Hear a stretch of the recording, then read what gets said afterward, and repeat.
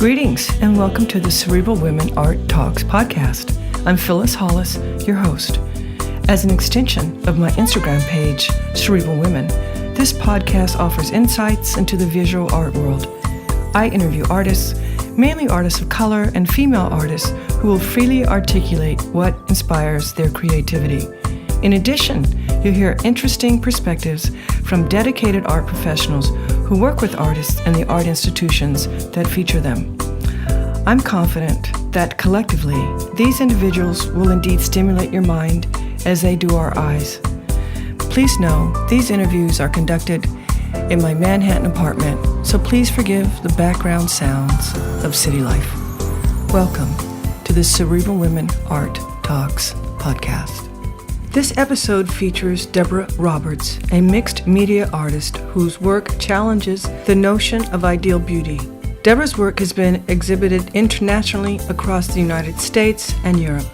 Her work is in the collections of the Whitney Museum of American Art, the Brooklyn Museum, the Studio Museum in Harlem, LACMA in Los Angeles, the Virginia Museum of Fine Arts, the Guggenheim Museum, and the Modern Art Museum of Fort Worth, to name a few. Deborah was selected to participate in the Robert Rauschenberg Residency, as well as the recipient of the Anonymous Was a Woman Grant and the Pollock-Krasner Foundation Grant. In 2023, Deborah earned the Texas Medal of Arts Award. She received her MFA from Syracuse University, and Deborah lives and works in Austin, Texas. Please visit cerebralwomen.com for Deborah's expanded bio and enjoy this episode of the Cerebral Women Art Talks podcast featuring Deborah Roberts. Deborah, welcome to my podcast. I am excited to feature you. Thanks for having me. It's a pleasure. When did you discover your artistic passion? Oh God, it was at least in the third grade. It's not my first memory of doing art, but I knew that's when I wanted to be an artist because I was drawing things for other classmates. I was getting a lot of attention, which I like. Being one of 8 children, you don't get individual attention unless you're sick. And so it was great. So I just kind of knew then I wanted to be an artist, and I just kept on going after that. Do you remember if there was a particular body of work or a painting or something that really, really inspired you? Not at that age, but I did know that I loved Renaissance pieces, pictures. I didn't know they were Renaissance. I just thought they were beautiful works of paintings, and it was in our family Bible. And so I remember, switching through the pages, looking at all the drawings. I guess my mom probably thought I was interested in religion. I was not. I was more interested in the works that were in the Bible, all the ornate type of lettering and Gothic looking, and it was just beautiful, and I was just intrigued by it. How would you define your practice? I think my practice is an ongoing exploration of Black identity, beauty, of self-worth, and realized and unrealized dreams. I think it is a passion in which I am forever running to. I think it's something that I would never get bored with. And what materials do you use? I do a mixed media base. It's kind of everything, but mainly acrylic and pencil and inks. I do drawing, so I use graphite, buttons, different types of things that gonna lend itself to really tell the story of the person I want to tell. Just black and white photos, a lot of stuff. How has your technique developed or changed over the years? Oh my God, I was an all painter.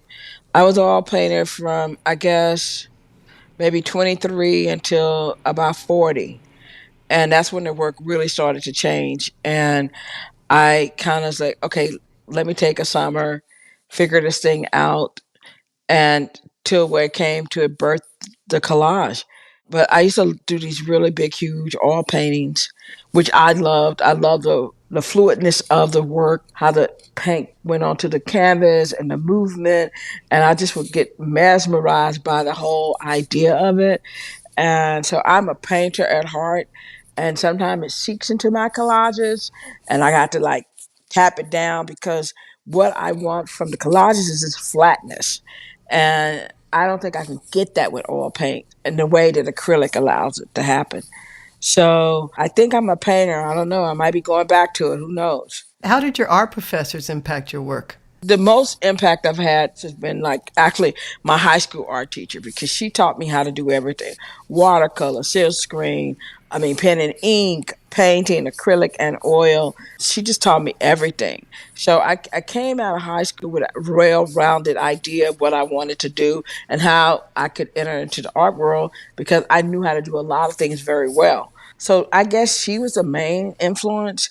I mean, in grad school, Kevin Lorman was my graduate professor, and we were kind of around the same age. So we had really long discussions about my practice and art in general. He was the first one who told me I had no internet presence. And I didn't even I wasn't even thinking about it. I didn't care. And then I realized that I didn't. So I had to get one. So it was great going back to school with millennials, because they could teach you everything. So if you weren't a visual artist, what career path do you think you would have chosen? I don't know. I think about that a lot, because I like mysteries. So I wonder if I would have been an FBI agent or CIA. I'm all dumb like that. I sometimes I really think I would have the intrigue of catching someone. Then I think all the time that maybe I would have wanted to be a writer. I can't sing, so definitely not a musician. But the idea of putting thoughts to paper in a similar way in which art speaks to you, maybe words could have that same type of visual language. I'm not 8 years old and have to decide, but I could be a spy and a writer. Who knows? So what do you enjoy most about being a visual artist? When the work comes together in the right way. I mean, and also when the work comes together in a wrong way, because you always learn from your failures. You always, even though you're frustrated and disappointed and just wish that it would turn out differently, that disappointment is the inspiration for the next work. That I can't do this, I can't do that, and again. So what I've learned from being a visual artist is that to keep at it and enjoy as much as possible. When I get in my zone, it is the best type of endorphins that you could ever have. And you just float in the art, and it is so incredible. And are you listening to music while you work? Oh, hell yeah. I listen to Coltrane all the time. I also listen to a lot of books, art books, and just regular and podcasts. But music sometimes can seduce me in the art studio, which I sometimes don't allow, because you get caught up into something and the beauty of it. And even when I'm doing strokes, like doing paint, doing hair, like I'm even getting excited talking about it, because I can just start. I've seen video of me just like kind of working, and that's the music that's playing in the background that I'm working towards. And I was like, wait a minute, okay, we're not doing this. So you have to kind of, you're working flat. And I have a piece in my New York show that really shows in the Afro puffs. It really showed I was listening to Coltrane. I mean, you can see it in the strokes and all the music. It's just the sound of what you think his instrument. I listen to more Toni Morrison than I do Coltrane. When do you know work is finished? God, it's never finished. As far as I'm concerned, it's never finished. I put it out there, but is it ever finished? Do I ever know when to say stop? No, I don't. But I've learned over the years how to not overwork a piece. So I get to the point where I keep saying no more. And then I know I can do more. I've trained myself not to do more. So right now I'm currently working on a piece that I started in 2000. Oh God, it had to be 2012. And I found it, and I said, you know what? I'm going to work on this. And we're working on it in the studio right now. And it's looking amazing. But when I did it back then, it did not work. It was an idea. It was a thought. It was, like I said, it was that inspiration that kind of fell through the cracks, whether it would have been, me teaching that year at Syracuse, or whether it be just the winter. I don't know what, but it just didn't work. So now we have it back on the wall, and it's working. Oh my God. And I can't wait. I'm putting the collage on top of it. And I think I might do a whole series of works like this now that I can unpack it and really get into it and figure out what I wanted to say, because the work was still developing at that point. And now it has its heartbeat. So it can pump out the information a little bit clearer. Are there concepts or thoughts that connect the work? Yeah, it's always a concept and thought that connects the work, especially this work I'm doing right now. It's Black children. It's how Black children are perceived in the world, how the adultification of Black children, and how the people do not care for them, do not love them in the way that they love their peers, do not give them the benefit of the doubt in which they give their peers, who are frightened by Black children, or who monsterize them. It always has that thought. It has that vision to kind of knock down those type of stereotypes, those types of thoughts and patterns that people live with, that unconscious bias or conscious bias toward Black children. So yeah, it always beats in that direction. How are you motivated by color? Like, what's the process of choosing the amount of color that you add and the colors that you add? Well, I love color. When I started doing these works, well, I was intrigued by the idea because my mom sent me 3 pictures of me and my sisters when we were 8, 9, and 10. And we had the same damn dress. And one was red, one was purple, and one was yellow. And we didn't get to choose the colors of which one we like. Well, I got the red dress, but I would have preferred the yellow one. I didn't want the green one, but that's my mom made those choices for me. So when I started doing my work, I love everybody looks at color theory. You have to have it in graduate school or undergrad, but the idea of applying different patterns and colors that normally don't go together, marry them together to see how they work, and color became very important. It became very important to my practice. Not only that, it became the lure to get people to come into the work. It wasn't frightening. It's beautiful, it's soft, it's engaging, and it allows the viewer to come in and see what I'm talking about. And so it became my second hand or my third hand because it was a part of the process. It became a tool, which I still employ today. When creating, how often do you think about who your audience is? I never think about it unless I'm doing something that speaks to a specific incident. Child Q with the little girl in Europe who was stripped bare bone because they said she smelled like drugs. Or when it's Raphael who walks up on a doorstep and was instantly shot. When a little girl is going around spraying apple cider vinegar on a tree as a science project and someone calls the police because they're afraid of a little woman.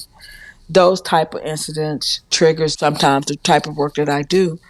But the overall work that I'm working on, like right now, I'm working on a piece called Siblings. And it's beautiful Black children all hugged together, all love each other. And then I put these little tropes that what I think other people see, not what we see. What we know that we love, but what the world sees. So I try to bring people to the center in my practice that to see the humanity and the people that I do. I guess that's the only thing I think about when I'm doing these works is that can people understand that we're all human, When do the titles of the work enter the creative process? Oh my God, those are the worst. The titles come at the end unless it's already in the work. It's born in the work. And I've had that happen where I drawn the work, the image down, and I step back to see the drawing and the title is there. And I just can go write it in the work. Sometimes I struggle with the titles. I do a lot of jazz. I love jazz.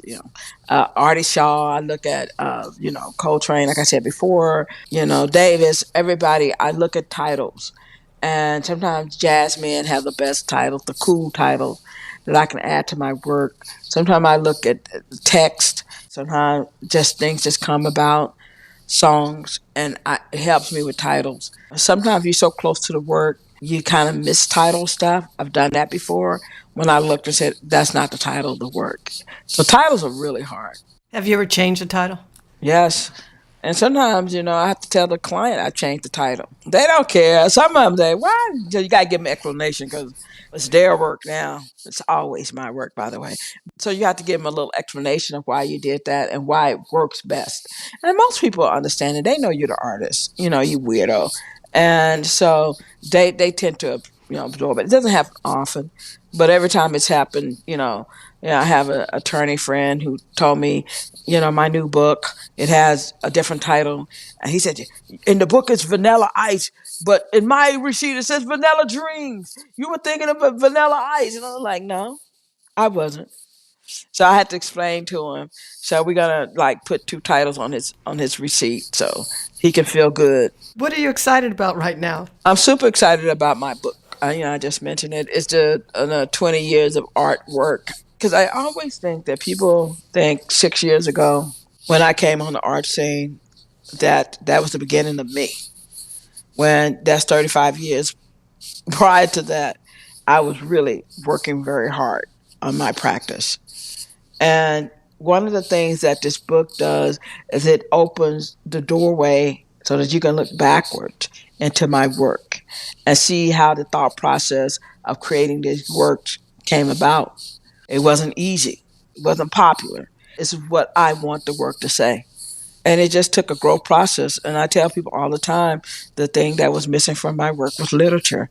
All this time I didn't know that until I went to graduate school. And that was the missing link. And once the literature shore up the work just by history, the work became better. And it's part of that's explained in the book that I'm trying to get people to see and realize that this stuff you see today was being created back in 1980, 1988. I was constantly working on this. It's just it was immature and it had to grow up. How do you keep learning? It's easy. Oh my God. I can tell you right now, we're trying to do some sculptures and Simone Lee has nothing to worry about. I am bungling it and it looks like a high school project right now. I'm hoping that my idea that I have in my head can be produced, that I have the language in order to tell the fabricator what I wanted to do. So I'm always learning and trying to learn something new. I'm also going back. I'm going to do some silk screening on top of some of these collages. I'm taking a year off to really grow my practice and to make it better. I've not hit the end of my growth as an artist, as a person. Always a work in progress, and my work is always a work in progress. So, yeah, I'm excited about all the new things that I can possibly do and say about Black children and how we should love and care for them and cherish them. I'm curious, what is this connection you have with children specifically? I felt like when I was growing up in the sixth grade, it was first busing incident. I didn't have an advocate. I didn't tell my mother what was happening. So partly she's not to blame for that. But I had all the, I gave all the signals that something was wrong. I just didn't verbally say it.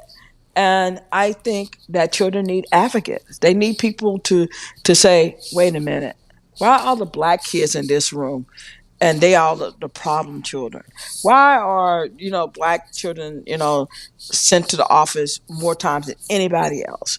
When they're trying to figure out who they are, but they are considered problem kids, when part of our history and our culture is to laugh and to talk loud and just to have fun and different types of ways to express ourselves. Somehow that is something negative. Our hair, which goes up to God, something is wrong with it. It can't look like that. All those things, it starts very early. Sometimes it's very, I don't want to say it's sinister, but it's little things that chip at you. By the time, I would tell you, by the time you're 12, you have 1,000 cuts on your body from different things people have done and said to you. And how can we try to eliminate that, or reduce it? And so that's why it's so important because, kids are children. They don't have the background or the experience to express themselves in ways that they need help and they need someone to see them. And sometimes if you're not heard or seen, you act up. You become visible in the world that sees you as invisible. And so, sometimes people need to step back and say, what is the problem? And really listen. And so that's what I try to do in my practice. And I guess it's my sixth grade self finding her own voice. Do you feel Black art can be defined? No, I think it's art. I think it's just art done by people who happen to be Black. I think it goes into every description that you have with other art. No one asks white people, this white art is art. And the same thing can be said about works that are done by Black people. Yeah, it's talking about historical issues that relating to cultural lifestyles of Black people, but it is art. And I love the idea that it is getting so much attention. That the art world has stopped and paid attention to it and listened to it and values it both financially and historically as any other time in the world. So I think it's great, but I think we have to start looking at it as art done by Black people. If we even have to put that last part in, we can eliminate that. Maybe just art. What do you feel is the purpose of art? Oh God. Art is so wonderful. No one needs art. Well, this guy told me this before. He said no one needs art. And I beg to differ. I at that point I kind of absorbed it and didn't speak back to it. But we need art. Art creatives, we put smiles on people's face. We challenge people. We gain agency through art. We do so much through art. Art is so very important. The first sign of civilization was markings. People picked up a stick and started to make marks on a wall before they learned how to speak. So art is so very important. It is the historical marker of our world. And somebody go back, 100 years from now and look at work, and they can pretty much tell what was happening in society at that time without even going to a book. So art is an artifact of the time in which we live. So I think it's very important. I've really appreciated this talk. It's been fun. So this is our last question. As an artist, what do you feel is your role? I think my role is to do the best that I can. I don't know all the answers. No one really does. But I can make some stabs at it. If I can change a few people's idea about about what their perceived idea of someone else, is to take the time and say, well, what do you think? Or what do you see?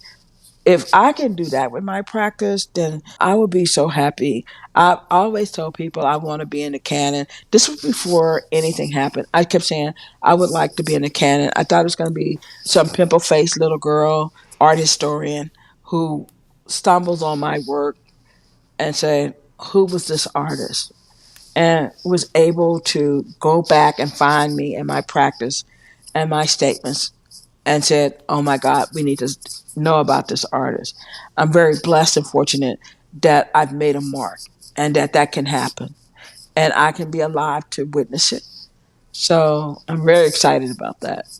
Well, thank you for all you do, and thank you for your sensitivities to our children. It's so important. But thank you for your time, Deborah. Oh, no problem. Anytime. Thank you for listening to Cerebral Women Art Talks podcast. For additional content, please visit cerebralwomen.com and be sure to follow Cerebral Women on Instagram.